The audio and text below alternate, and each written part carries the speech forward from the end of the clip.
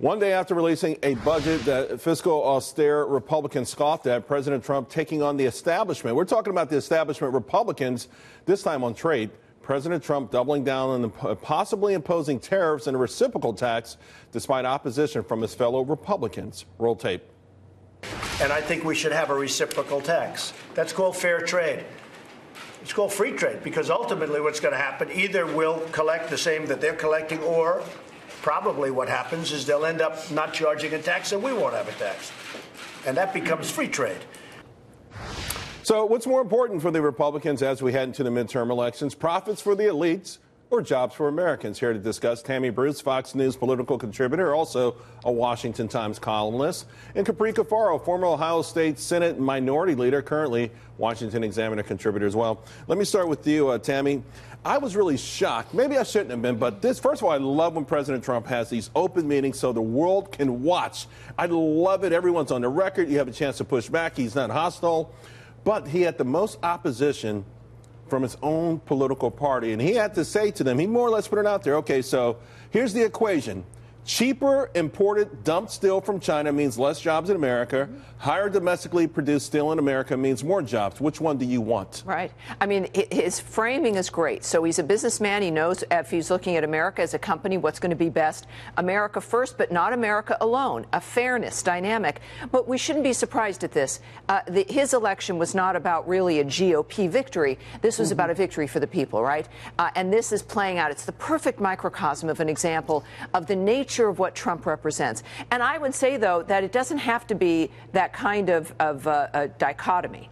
I think we can have, obviously, profits for corporations, maybe not as much or as quickly, and have jobs, especially with his expansion on the ground and dealing with creating a fair trade dynamic for everyone as well. Now, Capri, the flip side of this was you actually had Senator Sherrod Brown and Wyden seeming like they were more on the same page as President Trump to some of his fellow Republicans, and also even extending an olive branch saying, hey, we could probably work something out in infrastructure as well. It was almost like being in a bizarro world.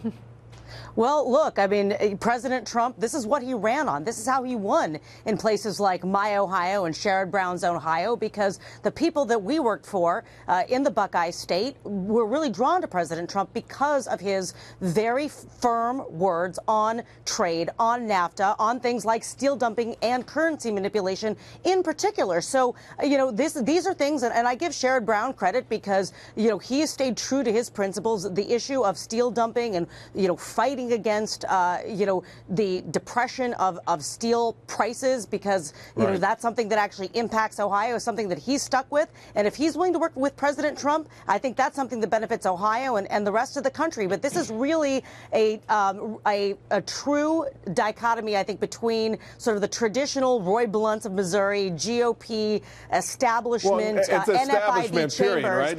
Let's be honest. This was really about the establishment being taken to school by President Trump in front of the world, and they're not. I think a lot of them miss it. Listen, Pat Toomey, for instance. Yeah.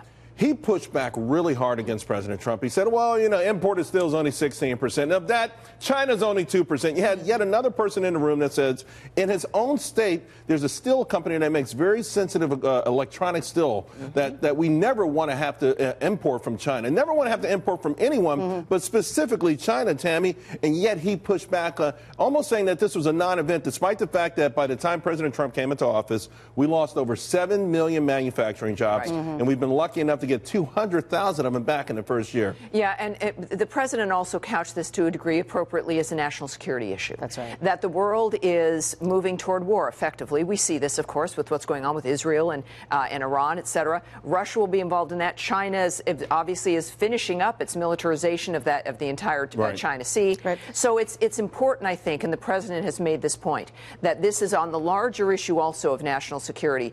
But this is really the beginning, and it's not. He's come out this week with a variety of new ideas. This is challenging the establishment to think differently, to think for the American people, not necessarily just for the lobbyists, and to come out of that box, whether it was, of course, the food stamp idea, this idea, the tax reform. All of it is new and all of it is good. Capri? Can I just chime in real quick and go back to the issue of national security? Because I think this is one that is very interesting. It's my understanding that the Trump administration is looking to utilize a kind of and dust off an old law. I believe it's the Tariff Act of of 1930 that basically says that we're allowed to levy tariffs in the context of national security. And, I think this is a very interesting tool because, traditionally economists and policymakers would say that you can't do this kind of thing because it's in straight violation of the WTO. The Trump administration is saying, we don't care. And again, that's what people in the middle of the country say, great, don't care. Let's mess with the WTO and let's figure out a way to actually have bilateral trade agreements that work for us